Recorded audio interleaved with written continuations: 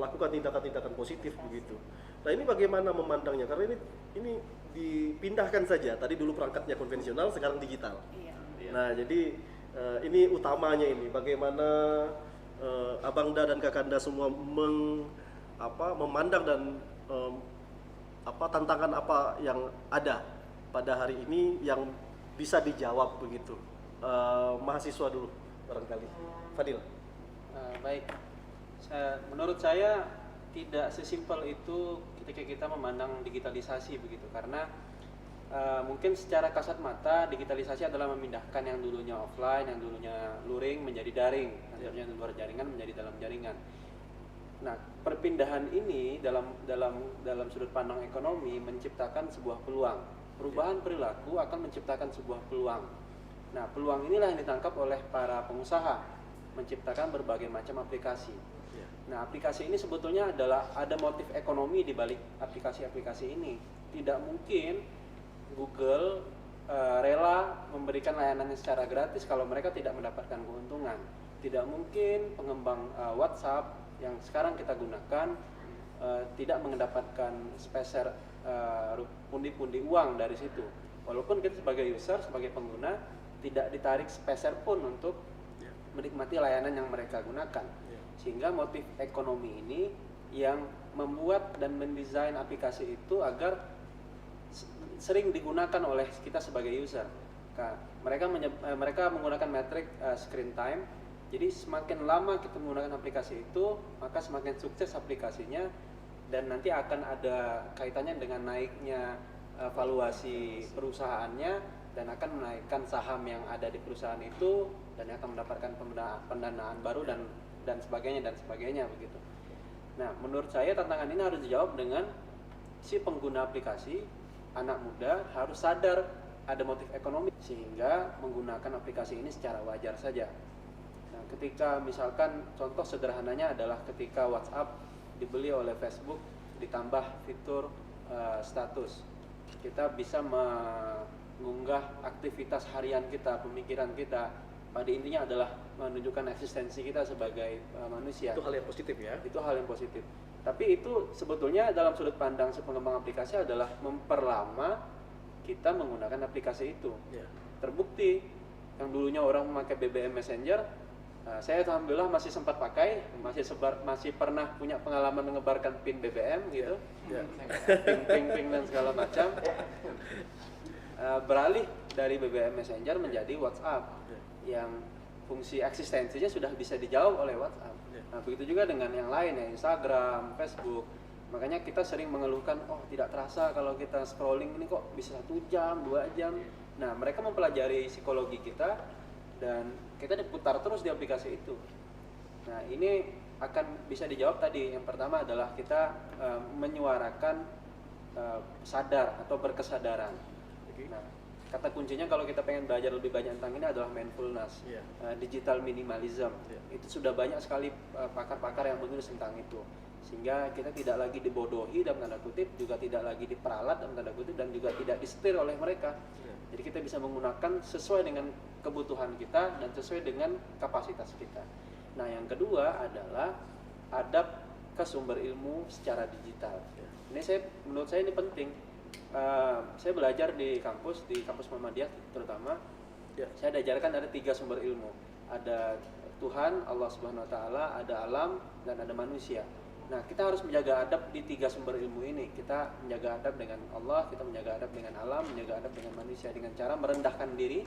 Kalau kita duduk, kita harus duduk lebih rendah dari sumber ilmu ini. Kalau kita berdiri, kita harus berdiri lebih rendah dari sumber ilmu ini. Nah, contoh sederhananya adalah misalkan yang tadi Bang Rektor contohkan, ketika kita ada ini kan majelis yang mulia ya, kelas itu kan majelis yang mulia, dan dosen adalah sumber ilmunya begitu, yang menghantarkan ilmu itu, sehingga sebagai mahasiswa harus punya adab agar ketika dia duduk dia lebih rendah daripada sumber ilmunya, karena ilmu itu akan bisa ditransfer kalau kita merendahkan gelas kita gitu, dan itu akan bisa tertuang di pemikiran kita. Nah, misalkan di majelis ngopi, nah ini paling sering sekali majelis ngopi, anak-anak Pontianak, Kalimantan Barat sering menggunakan kata diksi ngopi sebagai ajang pertemuan dan bertukar pikiran gitu. Betul. Ya. Betul. Karena Pontianak juga kota kopi. Ya. Ya. Kalau kita sih tipis-tipis ya. Tipis-tipis. Nah, Betul. saya sering sekali diajak di majelis ngopi oleh adik-adik di MM misalkan, di aktivis mahasiswa.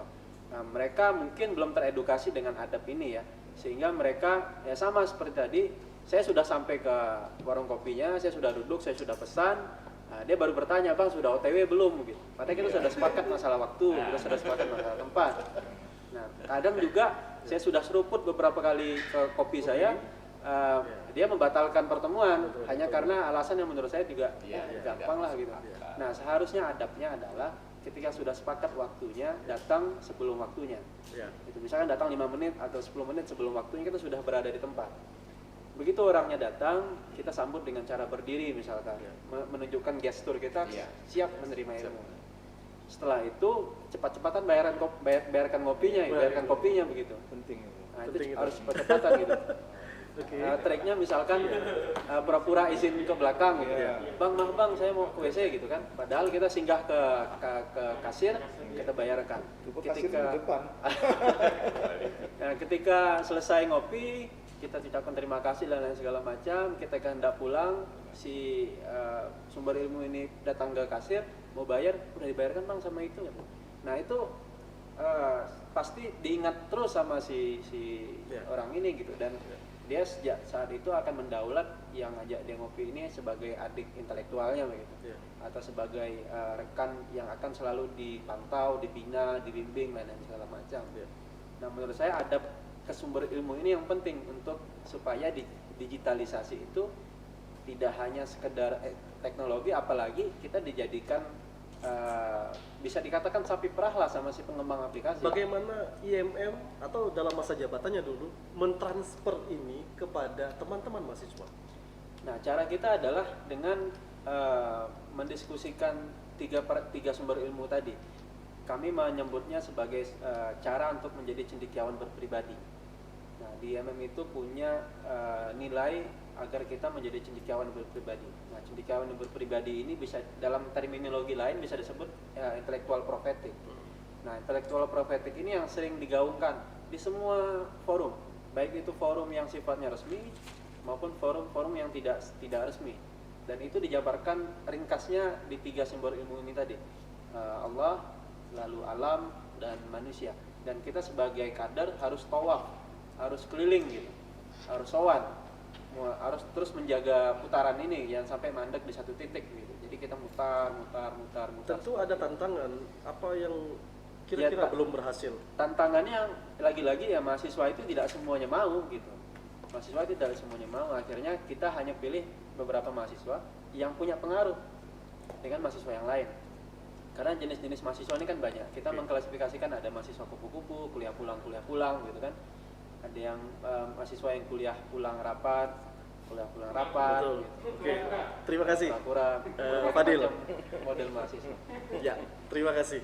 Iya, betul tadi memang Undang-Undang 11 tahun 2008, sekarang 19 tahun 2016 memang dibuat itu dalam rangka untuk e-commerce ya, Undang-Undang Informasi dan Transaksi Elektronik. Tapi kemudian hari menjadi banyak persoalan, tidak hanya perdata tadi ekonomi, tapi kemudian juga pidana. Ada perubahan atau pergeseran perilaku tadi begitu. Nah soal pergeseran perilaku, Pak Rektor. Nah ini kita lihat bahwa hari ini faktanya anak-anak kumpul, lihat handphone, kumpul sama orang tua, ya kumpul sama orang tua bukan lagi ngobrol. Kalau kita dulu ngobrol sama orang tua, tapi yang sibuk main handphone masing-masing. Betul. Janji kopi darat, bukan kopi daring ya, kopi darat dengan teman-teman di majelis kopi atau kedai kopi tadi, bukannya ngobrol atau diskusi, tapi sibuk main handphone semuanya. Ada 6 orang kumpul, 6 orang main handphone semua. Itu kan banyak tuh, ada meme-nya juga dan seterusnya. Ini pergeseran perilaku seperti apa Pak? Kira-kira terkait dengan soal era digitalisasi tadi yang saya sampaikan, Bang Rektor. Terima kasih. Ini jadi sebenarnya juga reminder ya, ingetin kita semua lah. Termasuk saya termasuk kita semua lah masalah perubahan yang sangat signifikan. Kadang pengalaman saya memang kadang bebas dari handphone itu kadang pernah suatu jadi sangat menyenangkan bagi saya. Pernah pernah saya lakukan itu selama 3 bulan waktu itu. Rasa nggak ada beban ya begitu Bang? Benar, tidak ada rasa ada beban. Jadi hubungan saya itu hanya dengan keluarga saja. Dengan teman-teman itu Facebook saya off-kan apa semua. Ternyata hidup itu terasa lebih indah. Karena saya bisa menikmati, menikmati ya. Paling komunikasinya cuma komunikasi ya. Betul. Biasa. Itu WhatsApp itu saya hapus dulu waktu saya disertasi S3 itu. Jadi itu memang jadi suatu dilema juga di mana sudah suatu kebutuhan, tetapi kadang kita tidak tahu batasannya.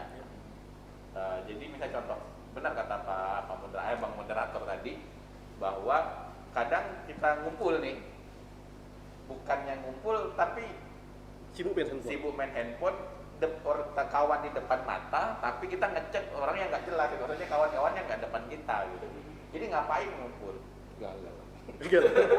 Kalau bahasa anak sekarang galau ya. Betul kan, ngapain Galau. ngumpul? Jadi misalnya tadi bertiga audiens itu ya, saya perhatikan saya nggak sengaja ya, jadi dapat ide juga. Bertiga tadi sibuk ngomong masing-masing, pada sebelah coba ngomong apa, tanya apa gitu kan. Ada nggak istilahnya kalau kita misalnya dalam suatu forum kita tanya kabar atau apa, memang ini nggak bisa dilepas karena. Nah, yang mungkin perlu kita pahami adalah bagaimana kita bisa berani untuk mengatakan tidak atau membatasi komunikasi kalau tidak penting, terutama dalam keluarga. Apalagi yang mungkin saya juga sering melanggar adab juga, salah satunya ada saat adalah kita berbicara atau rapat kita sambil main handphone. Itu juga sebenarnya memang perlu rule. Beda kalau memang ada keperluan ya, misalnya kalau kita melihat materi apa itu kan beda. Tapi kadang ada yang juga orang sambil merapat main di apa yang di lain yang gini, ya mengusir kebosanan. Waktu kita acara offline itu, setiap acara offline pasti kalau HP ini ada, yang ngomong itu gak bakal diperhatikan, pasti akan fokus ke HP-nya. Nah, apalagi daring. Kadang depan TV, di depan laptop gini ya, yang dilihat apa gitu. Penting ada nongol muka saja, gitu. Tetor muka, atau gambar gitu. Nah, ini jadi persoalan kita bersama. Tapi menurut saya memang seperti kata Fadil tadi mahasiswa. Tadi pengguna aplikasi juga harus ada adabnya untuk digitalisasi. Kalau kita tidak mempunyai, memang adab itu suatu yang sangat penting menurut saya, karena ini akan menjadi marwah bagi kita yang pembelajar ini. Saya sampai sekarang itu memang sangat diinikan lah, maksudnya selalu diingatkan oleh para pimpinan Muhammadiyah. Waktu di Jogja sih, di Jogja memang saya banyak berinteraksi dengan pimpinan-pimpinan tertua lah, tapi tidak secara organisasi, tapi lebih secara spiritual. Dididik, dibina, diberi tahu gambaran. Jadi memang adab dengan guru itu harus benar-benar sangat dijaga. Nah, saya tidak tahu kalau mudah-mudahan di pemuda, di MM itu tetap harus punya satu pegangan gitu. Nah, sekali-sekali buat diskusi tentang adab berkomunikasi ataupun adab istilahnya, yang ini menarik juga tadi sebenarnya, digitalisasi ini gitu. Gimana sih seharusnya kita mahasiswa itu istilahnya menggunakan aplikasi ini ataupun istilahnya HP ini, komunikasi ini menjadi sesuatu yang berguna dan bermanfaat tanpa harus menyakiti orang lain. Yang saya soroti memang penggunaan gawai ini udah jadi sesuatu yang sangat ya bukan lagi kebutuhan sekunder ya, kebutuhan primer. Jadi kebutuhan primer, jadi seakan-akan begitu ya. Bisa lagi, apalagi kuliah sekolah sekarang online sampai HP itu, dan terpaksa saya juga harus belikan HP buat anak saya gitu. Padahal saya adalah orang yang paling menentang anak itu dikasih HP sampai umur 15 tahun. Karena COVID ini jadi mau nggak mau ya, harus saya belikan. Pernah saya sampai bilang gurunya, Ibu, anak saya bilang sampai sekolah, pernah saya bilang, saya tidak akan memberi anak saya HP sampai umur 15 tahun. Jadi kalau sekolah mengasihkan tugas itu lewat saya. Jadi jangan pernah, kalau ibu mau protes kita kita debat secara psikologis. Kita kaji jurnal, kita gaji ini apa manfaatnya buat anak pegawai itu. Ternyata COVID. Kita COVID. Nah, tapi saya gitu kan gurunya. Iya. Cari alasan saya, argumen dengan saya secara psikologis manfaat sih buat anak-anak. Nggak ada yang komen. Oke, terima kasih Bang Rektor. Oke. Saya ke Kak Sinta, Ya. Nasyatul Aisyah, terkait dengan tantangan di era informasi dan transaksi elektronik ini. Begitu banyak tantangan. Nah, saya selalu menanyakan soal persoalan. Jadi kalau untuk prestasi saya kira ya tentu kita apresiasi dan perkembangan yang positif dan terkait dengan generasi muda kita apresiasi dan kita dukung penuh. Tapi persoalan itu harus terpecahkan. Ya. Nah, Nasyatul Aisyah ini memandang seperti apa di era digitalisasi ini? Baik, apapun namanya era itu, baik era digital kah, baik era-era sebelumnya ataupun new era. New era. Itu sandal. Jadi Ini Sukses pada masanya. Aduh. sebagai bersanding dengan new normal. Iya. Jadi seorang pemuda itu harus memiliki visi dan misi yang jernih dulu, ibarat arti. Karena jika seorang pemuda ditanyakan apa sih cita-citamu, mereka masih tergamam, itu berarti mereka belum bisa dikatakan pemuda yang digital. Ya, pemuda yang digital berarti tidak berkembang dengan zaman dong. Betul. Udah masuk digital loh. Betul. Ditanya cita-cita masih gamam gitu kan. Gamam. Iya. Jadi visi dan misi seorang pemuda itu harus tahu dulu, jelas dulu apa visi dan misinya. Lalu kegigihan dia untuk mencapai visi dan misi itu. Visi dan misi. Kegigihan dia dalam mencapai targetnya tersebut. Sebagai seorang pemuda, kita harus punya daya juang. Jangan sekarang sudah semuanya online, semuanya tinggal duduk diam, makanan datang sendiri, perlu apa datang sendiri, pingin tahu tinggal cari kata kuncinya saja di mesin pencari. Itu menyebabkan seorang pemuda menjadi malas untuk mencapai target.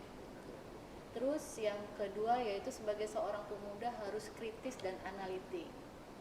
Kenapa seorang pemuda harus kritis dan analitik? Ini sangat penting sekali. Itu makanya adanya hoax-hoax itu. Iya. Malu kalau seorang pemuda yang dikatakan seorang digital player tapi masih belum bisa membedakan mana yang hoax, mana yang real seperti itu. Jadi harus kritis dan analitik. Menganalisa dari berbagai masalah dari berbagai sudut pandang. Kita bisa kritis dan analitik itu dengan apa? Tentu saja dengan membentengi diri kita pengetahuan-pengetahuan, ilmu-ilmu yang baru, tingkatkan literasinya, Iya. bacaannya ditingkatkan. Sekarang nggak perlu kok baca buku, membawa buku yang tebal-tebal, Ya, sudah sudah ada ada handphone berarti itu ya. sudah ada E-book. e-book segala Iya. macam. Bacalah bacaan yang berkualitas seperti itu. Nah, dengan kita sudah membekali diri seperti itu, maka sebagai seorang pemuda berikanlah contoh. Contohnya kepada siapa? Contoh kepada teman, contoh kepada adik-adik seperti itu. Setelah kita memberikan contoh, tentu saja kita harus membangun hubungan yang baik dengan sekitar. Jangan menjadi orang yang autis sendiri dengan gawainya tersebut. Iya. Jadi tidak bersosialisasi dengan lingkungan sekitar. Jadi itu yang dikatakan sebagai pemuda yang berada di era digital. Demikian. Oke, terima kasih Kak Sinta, pemuda Muhammadiyah Kalimantan Barat, Bang Nur Hadianto. Silakan. Pemuda kan ada dua perwakilan, makanya kita beri ruang kepada Beliau ini barangkali terakhir nanti. iya, Satu Closing, posisi. closing. Iya. Kita Bang Rektor. Closing. Alhamdulillah tadi luar biasa kita menemukan berbagai pencerahan disampaikan oleh teman-teman yang berada di satu meja ini. Ketika kita bicara tentang digitalisasi, banyak hal positif di sana. Jadi kacamata kita lepas dan kita buka dan kita lihat lautan luas. Apa sih yang paling tampak manfaatnya dari sisi agama? Dengan digitalisasi kita sangat mudah untuk mengakses konten-konten agama yang selama ini mungkin spesial disampaikan hanya pesantren atau di tempat ibadah tertentu pada momen tertentu. Saat ini tidak sulit bagi kita, tinggal buka YouTube atau ikut pada WhatsApp group atau Telegram atau apa, kita bisa mendapatkan konten-konten agama. Tapi sebelum kita masuk ke sana, ini yang paling utama. Untuk membentengi agar pengaruh negatif itu tidak hadir, maka dekatkanlah pada agama. Jadi ini yang paling utama. Mengapa? Karena agama itu adalah siratal mustaqim, jalan yang lurus. Iya, betul. Agama mengatur berbagai aspek kehidupan. Siapa sih yang bisa kita contoh? Allah Subhanahu wa taala berkata bahwa Rasulullah itu adalah suatu naskah. Jadi sosok Rasulullah adalah teladan yang luar biasa. Jadi ketika kita mengajarkan kepada anak kita, ini loh sosok teladan tidak ada keraguan padanya. Iya. Sampai Islam mengatakan, bertemanlah kamu dengan orang yang soleh dan katakan pada jika saya tidak ada di surga kau cari. Mengapa? Karena orang-orang yang soleh itu membawa kepada jalan kebenaran. Jalan kebenaran. Kemudian selalu kita dengar, jika kau berteman dengan orang menjual minyak wangi, maka wanginya akan tersebar. Tapi jika kau berteman dengan pembuat atau ahli besi, maka hati-hati bajumu bisa terbakar. Jadi agama adalah kalau bahasa yang paling terkenal itu adalah agama adalah kunci. Jadi bagaimana kita di Muhammadiyah ini menguatkan diri. Dan menurut penelitian oleh rekan-rekan di UGM, bahwa sejak 2014 sampai 2015 terjadi pergeseran. Anak-anak muda itu haus akan ilmu agama. Tentu SMA itu merasa sekolahnya kurang diminati, mereka berpindah ke pesantren. Mengapa? Karena orang tua ingin anaknya terhindar dari pengaruh negatif yang muda ini. Apa sih yang nyata di depan mata kita ini? Tentu rekan-rekan di sini pernah lihat orang main game online, caci maki keluar dari mulutnya, wah kamu belok itu, awas di belakang itu. Dan pernah lagi majelis kopi di tempatnya Bang Sain di Lentera Kopi, beliau punya Lentera Kopi, silakan datang ke sana. Sampai beliau turun. Iklan gratis. Tapi terus terang uang saya nggak laku di sana. Saya juga nggak tahu sampai sekarang mengapa tidak laku uang saya di sana. Iya. Jadi saat kita tuh ngobrol begini, ya asik kok. Sampai ownernya yang turun tangan. Tolong, Dek, kita juga ingin bicara, bukan hanya kamu.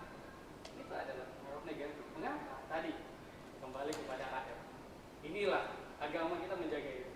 Bagaimana agama mengatur, ya, adab itu kepada orang tua, kepada guru. Betapa mulianya guru itu di mata siswa, di mata pelajar. Jadi sekarang, ya, digitalisasi luar biasa memiliki pengaruh positif. Bagaimana orang dapat mengetahui tentang ilmu agama dengan mudah. Pada Muhammadiyah ada Ustadz Adi Hidayat. Ini kalau kita buka YouTube itu luar biasa. Pelanggannya ya yang mengklik subscribe. Iya. Saya agak terlambat menyebut itu. Jadi gitu. Kemudian apa sih keuntungan lain dari digitalisasi? Filantropi. Lazismu memanfaatkan digitalisasi untuk mendapatkan partisan atau muzaki, penyumbang zakat itu melalui digitalisasi. Saya di sini bisa langsung transfer saja, sudah bisa bayar zakat ke Lazismu. Lazismu adalah satu badan lembaga amal zakat punya Muhammadiyah yang kompatibel dan memang diakui oleh negara ini sebagai badan zakat yang sangat transparan. Jadi kepada warga Kalimantan Barat, mari berzakat di Lazismu. Itu penting. Mengapa? Karena Lazismu mendukung dakwah-dakwah. Mu'alaf itu yang berada di Kabupaten Kalimantan Barat ini banyak mendapat bantuan dari Lazismu untuk pembimbingan akidahnya. Ini adalah gerakan filantropi. Terus apalagi yang berhasil dilakukan digitalisasi? Jaring pengaman. Bagaimana satu foto saja orang sakit menggugah semua orang. Diketiklah kitabisa.com dengan melakukan apa? Pemuda Muhammadiyah sudah melakukan itu saat COVID. Ya, itu dilakukan. Itu sisi positif yang luar biasa dari digitalisasi. Dan yang paling ternyata masyarakat Indonesia masih menjunjung tinggi nilai gotong royong. Hal itu yang menjadi ruh Pancasila menurut Soekarno. Walaupun kemarin ya RUU-nya sempat heboh, tapi terlepas dari itu bahwa Indonesia dan Muhammadiyah yang telah menyatakan konsensus negara ini adalah wasatonia. Jadi negara ini sudah bersepakat bahwa Pancasila itu adalah Darul Arti Wassahadah, ya, maka itu menjadi ruh buat kita di Muhammadiyah, terutama AMM, dalam menjalankan berbagai gerakan dan memanfaatkan ya ruang digitalisasi ini untuk tadi yang tadi dikatakan hal negatif muncul ini, yang muncul itu dimanfaatkan menjadi penawarnya. Tapi tetap dikontrol dengan nilai-nilai agama. Karena kita tahu bahwa semboyan di lambang Muhammadiyah asyhadu an la ilaha illallah wa asyhadu anna Muhammad Rasulullah. Jadi akidah adalah harga mati. Tauhid adalah modal paling utama dalam diri. Tinggal kita terapkan dengan semangat al-ma'un, tinggal kita terapkan dengan semangat wal ashri. Jadi sinilah peran kita sebagai pemuda dan pemudi untuk memberikan sumbangsihnya. Mungkin kalau Jenjui melihat kita dia marah, karena Jenjui itu memiliki filosofi pragmatis eksperimentalis. Dia tidak senang dengan diskusi begini. Ayo turun dong. Kalau kau bicara tentang agama, kau beri contoh itu orang yang siapa yang perlu mendapatkan itu. Kalau kau bicara tentang filantropi, gerak dong. Siapa yang perlu kau bantu? Begitu. Insya Allah AMM akan komitmen tentang itu. Terima kasih. Terima kasih luar biasa Bang Ruli. Fastabikul khairat. Saya Fastabikul Berhadi saya Pak. Hadi, Pak. Bang Nur Hadianto. Itu apa? Oke, kemudian nilai agama harus dimasukkan dalam pembelajaran di setiap organ nih, saya kira itu menjadi konsentrasi Angkatan Muda Muhammadiyah. Bagaimana di Ikatan Pelajar Muhammadiyah, Rizal, terkait juga dengan era digitalisasi ini. Baik, era digitalisasi ini kita mulai terasa itu di atas 2010. Pada tahun 2015, Prof. Renat Kasali mengeluarkan sebuah buku yang cukup menjadi bahan diskusi anak IPM di tahun 2016. Namanya Disruption. Jadi beliau itu ada bikin satu paket buku, ada bermacam-macam. Yang saya baca itu adalah Disruption. Jadi di mana apa yang disebutkan dengan Bung Fadil gitu, terkait bagaimana kita hanya dengan kedipan mata bisa dari BBM pindah ke WhatsApp, kemudian WhatsApp dengan cepat diakuisisi oleh Facebook. Terjadi perubahan yang signifikan hanya dalam hitungan tahun. Prof. Renat Kasali mengatakan bahwa itu adalah proses disrupsi. Ada semacam percepatan yang tidak bisa kita kontrol di era ini. Maka ketika kita merujuk digitalisasi kepada aktivis, tentu ada sedikit pergeseran. Tadi Bung Fadil mengatakan bahwasanya ada motif ekonomi di balik setiap aplikasi yang ada walaupun free. Nah, kita tahu bahwa hari ini yang berharga selain emas itu adalah data. Kita ini datanya sudah dimiliki oleh katakanlah konglomerasi aplikasi yang besar. Nah, maka dari sini kita juga harus terjun ke kolam yang sama. Aktivis hari ini harus memahami bahwa basis massa itu ternyata memang juga harus disentuh dengan hal-hal yang sama. Kita tahu di dalam media itu ada yang disebut dengan influencer. Nah, influencer itu lebih hebat dibandingkan presiden. Jadi di Amerika itu hari ini konstelasi politik diwarnai itu, bahwa ada orang yang berpengaruh dengan follower jutaan bikin satu statement saja itu bisa mengubah opini publik dan mengubah suhu kebangsaan kita gitu. Begitu dahsyat efek dari ini semua, maka hari ini aktivis dituntut untuk bisa terjun ke dalam ruang-ruang semacam itu. Tapi kita harus akui bahwasanya sistem di dalam keorganisasian harus mampu beradaptasi dengan hal-hal semacam itu. Karena memang di era digital ini memang figuritas itu sangat dijunjung tinggi. Kefiguran. Jadi sosok ya.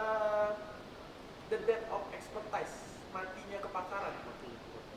Jadi orang yang punya titel atau profesor itu tidak dipercayai dibandingkan seorang influencer yang mungkin kita ragukan keilmuannya. Ya. Di COVID ini ya. Jadi ada satu fenomena yang disebut dengan the death of expertise. Jadi di kalangan aktivis juga IPM, di IMM juga ini dibatasi. Maka dari itu kita sebagai aktivis rasanya memang harus terjun ke alam-alam penelitian. Mungkin suatu saat kalau saya mendapatkan inspirasi itu dari kalau kampus Muhammadiyah yang saya cukup agak mengikuti trennya itu UMY. Jadi humas UMY itu mengemas rektornya itu jadi sangat milenial. Pak Gunawan ya. Yang Pontianak insya Allah gitu. Insya Allah. Insya Allah harus ada hal sebenarnya itu yang memang iya itu pisau bermata dua. Iya, dan sudah kita hadirkan di sini bagaimana hadir dengan para kaum milenial. Dan saya Betul, turut memang apresiasi. muda. Bang Rektor ini. Jadi saya turut apresiasi UMP juga beberapa tahun belakangan di media, tim humasnya tim kreatifnya sangat luar biasa. Jadi sudah mulai memahami bahwa sebenarnya ini yang kita buktikan bersama, jadi gerakan ini, kapal besar ini, Muhammadiyah dan seluruh gerakannya itu tidak boleh anti terhadap media. Bahkan pusat itu sempat mengeluarkan apa yang disebut dengan akhlakul medsosia, pedoman akhlakul medsosia. Ya. Oke. Akhlak bermedsos. Oke, terima kasih Rizal, Pak Sekretaris Pimpinan Pusat Pemuda Muhammadiyah. Soal digitalisasi ini, kemudian konsentrasi pimpinan pusat juga terhadap era digitalisasi ini, dan program-programnya juga berkali. Kalau saya melihat bahwa hari ini teman-teman terutama pemuda lah, saya konteksnya kepada pemuda, bahwa selalu berlomba-lomba siapa yang lebih dulu menyebarkan berita gitu ya. Padahal dalam satu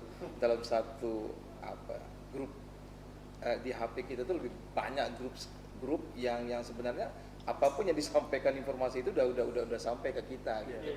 Kok itu menjadi satu menjadi satu kebanggaan gitu ya ketika dia menyebarkan terlebih dahulu. Iya, satu prestasi yang wah, eksistensinya diakui gitu ya oleh di dunia maya ini gitu. Ya entah itu benar atau tidak, itu kan menjadi sebuah pertanyaan pada akhirnya. Iya, dan pada akhirnya ya banyak juga yang disebarkannya itu adalah hoax gitu kan. Nah, ini yang menjadi problem di kita pada hari ini gitu. Dan itu tidak untuk kemungkinan bahwa di kita juga pada hari ini ya sama gitu hal seperti itu. Dan di Kalimantan Barat, di ruang lingkup Angkatan Muda Muhammadiyah, di Perserikatan Muhammadiyah masih ada saja yang seperti itu gitu. Mencari jati dirinya itu ya dengan bahwa saya lah yang akan menyebarkan pertama kali informasi itu gitu. Nah, ini saya kira tidak baik ya. Bagaimana kemudian kita bisa mencoba menjadi filter lah gitu kira-kira. Makanya yang menurut saya yang paling penting itu adalah bagaimana kemudian kita coba bisa menahan diri gitu. Ketika ada informasi apapun yang masuk, ya kalau saya secara pribadi ya selalu seperti itu. Ada informasi yang masuk, lihat dulu gitu. Ini sumbernya dari mana dulu gitu kan.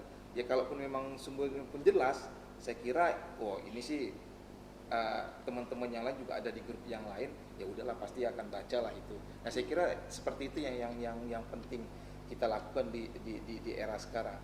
Yang kedua, teman-teman pemuda Muhammadiyah pada hari ini adalah konsen dalam konteks pemanfaatan nilai digitalisasi ini gitu. Makanya tadi di awal saya singgung bahwa hari ini teman-teman pemuda Muhammadiyah mencoba membangun satu sistem digitalisasi. Pertama kita Rakornas bidang internal. Rakornas bidang internal itu kita coba membuat satu sistem informasi secara digital, yaitu pusat informasi data pemuda Muhammadiyah se-Indonesia. Itu sudah kita buat dan sudah kita lakukan. Semua data lengkap ada di situ. Nah, Itu yang pertama. Yang kedua, kita coba membangkitkan UMKM Pemuda Muhammadiyah se-Indonesia. Dan hari ini sudah mulai banyak dan sudah mulai muncul teman-teman pemuda Muhammadiyah di seluruh Indonesia mencoba digitalisasi produk-produk UMKM-nya. Itu yang kedua. Yang selanjutnya hari ini juga teman-teman sudah mulai fokus dan konsen bahwa produk digital ini kalaupun memang dimanfaatkan sebaik-baiknya untuk kepentingan pribadi dan untuk kepentingan umat dan masyarakat, itu sangat punya value yang luar biasa sekali gitu. Nah, pada akhirnya dasar-dasar yang kita ambil ini adalah dari munculnya Warung Fastabik yang digagas oleh teman-teman pemuda Muhammadiyah. Nah, Warung Fastabik ini yang selalu menjadi semangat kita, semangat kami di pemuda Muhammadiyah, bagaimana kemudian bermanfaat untuk masyarakat gitu. Setiap kalau di PP Pemuda di PP Menteng itu di Menara 62 itu setiap hari Jumat kita memberikan makanan kepada orang-orang yang membutuhkan. Setiap hari Jumat setelah sholat Jumat di PP di Jakarta itu teman-teman pemuda Muhammadiyah memberikan santunan, memberikan makanan dan seterusnya. Sampailah dengan pada hari ini ketika bicara masalah Covid dan seterusnya, ya itu tetap juga semangat Fastabik itu tetap kita lakukan dan kita gelorakan, dan sampai menginfluence semua teman-teman yang ada di pimpinan wilayah, daerah, cabang dan seterusnya. Saya kira itu. Esensinya itu Fastabikul Khairat, Ya, berlomba-lomba mencari dalam kebaikan. Itu. Terima kasih Bang Roli Firdian. Saya kira kita sudah di penghujung acara. Mohon maaf kepada teman-teman yang ada di rumah, saya tidak bisa membacakan live chat karena keterbatasan waktu. Barangkali nanti bisa kita follow up dengan agenda berikutnya. Kemudian terakhir, closing statement kepada Bangda dan Kakanda semua terkait dengan tema kita pada hari ini, peran dan tantangan pemuda dalam membangun moral bangsa di era digitalisasi. Rizal dulu barangkali closing statement singkat aja. Oke. Karena kami belajar ada satu semboyan yang memang selalu kami pegang, Lut wal qalam wa ma yasturun, demi pena dan apa yang dituliskan. Jadi teruslah menulis, teruslah berkomitmen untuk memegang pena apapun bentuknya, mau keyboard atau pena hari ini, dan itulah bentuk. Terima kasih. Fadil Mahdi, IMM. Baik. Kalau misalkan nanti 10 tahun lagi kita masih diberikan Allah Subhanahu wa taala umur panjang gitu. Kita harus ketik nama kita di mesin pencari, lalu yang keluar nanti itulah cerminan kita selama 10 tahun terakhir sebagai pemuda begitu. Karena menjadi pemuda kan tidak dibatasi umur sebetulnya. Tapi selama nafas masih ada, selama raga masih bisa bergerak, maka di platform digital yang kalau dulu jejak-jejak itu ditinggalkan di koran-koran, di majalah-majalah, nah sekarang kita juga harus meninggalkan jejak di dunia digital.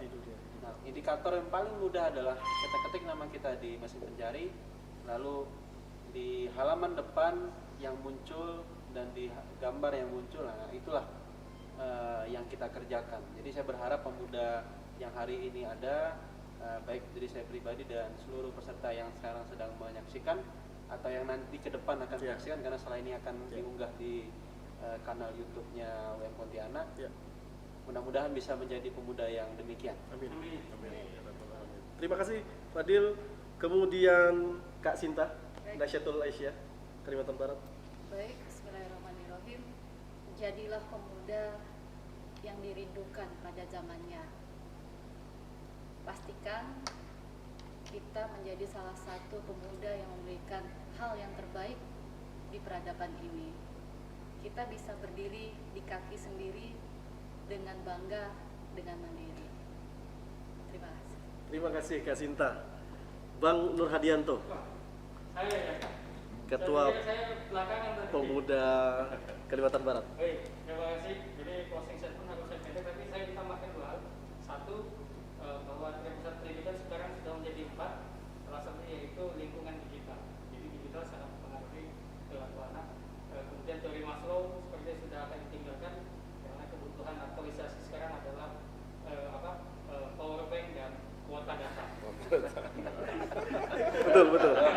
Konsepnya berubah. Iya, seperti yang udah Iya. Selalu tangan ya. Betul. Sekarang kita fokus pada closing statement. Saya sudah tulis sebenarnya di salah satu unggahan saya di Instagram. Ya ada, silakan di follow Instagram saya Ya. @hadiantopami. Nanti biar sama-sama kita bisa bersilaturahmi. berusaha terus. Jadi pikiran, tenaga, dan perjuangan pemuda adalah modal utama Republik ini berdiri. Sumpah untuk bersatu dalam berbangsa dan bertanah air dengan bahasa Indonesia yang sama menjadi api semangat perlawanan pada kolonialisme pada masa itu.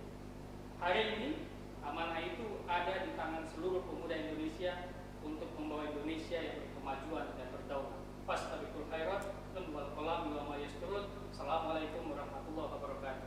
Waalaikumsalam warahmatullahi wabarakatuh. Luar biasa Bang Nur Hadianto, Bang Rektor Universitas Muhammadiyah Pontianak. Ini saya ingin menyampaikan hal yang menurut saya penting sekali karena ini juga pengalaman saya. Satu yang harus dipegang oleh pemuda Indonesia, hormati orang tuamu dan minta doa selalu dalam setiap langkah, karena inilah yang akan menjadi tujuan akhir dari hidup kita. Seberhasil apapun kita, kalau tanpa ridho orang tua itu tidak akan menjadi apa-apa, tidak akan bernilai apa-apa. Kita baik dengan orang, tapi dengan orang tua kita tidak, sama juga nol. Saya inspirasi sekali dengan siapa pemain UFC itu, Habib. Akhirnya dia kembali ke siapa? Ke orang tua dengan kesuksesan yang luar biasa. Tapi satu yang dipegang adalah orang tua. Itu saja. Terima kasih Bang Rektor. Yang terakhir closing statement dari Bapak Bang Ruli Firdian, Terlalu tua. Sekretaris Pimpinan Pusat Pemuda Muhammadiyah. Silakan Bang Ruli. Saya coba sedikit mengutip dari quote-nya Cak Nanto, ketum kami, bahwa Sumpah Pemuda saat ini jangan terlalu dibuat momentum terus gitu, tapi harus menjadi spirit bersama. Nah, saatnya sudah kita lakukan spirit bersama. Apapun yang dilakukan pada hari ini merupakan spirit bersama, bukan lagi sendiri-sendiri. Jadi kenapa menjadi spirit bersama? Ya kita tidak boleh maju itu sendiri gitu. Majunya itu harus bersama-sama gitu. Nah, gotong royong itulah yang menjadi modal dasar kita. Kalau kita bisa bersama, kenapa harus sendiri-sendiri? Itu penting sekali. Kalau kita bisa bersama, kenapa harus sendiri-sendiri? Fastabiqul khairat. Hidup pemuda. Hidup pemuda. Terima kasih Bang Ruli, luar biasa. Narasumber kita pada malam hari ini, itulah saya kira konsepsi, aplikasi dan strategi pemuda atau pada malam hari ini adalah Angkatan Muda Muhammadiyah dan bersama Rektor UM Pontianak dalam membangun dan menyelesaikan persoalan moralitas anak bangsa, melihat dalam sisi dulu, kini dan ke depan, dengan tema kita dalam talk show, virtual talk show, peran dan tantangan pemuda dalam membangun moral bangsa di era digitalisasi. Bersama saya, terima kasih. Jumpa lagi kita di agenda berikutnya. Kurang lebih mohon maaf tadi disitir oleh Bang Nur Hadianto Instagram, silakan di follow. Silakan di follow juga Instagram Dodi Irawan, Pak Rektor, Bang Ruli Firdian, Kak Sinta, Fadil Wahdi, dan Syarif Samsurizal, dan saya sendiri Ansari Dimyati. Terima kasih. Assalamualaikum warahmatullahi wabarakatuh.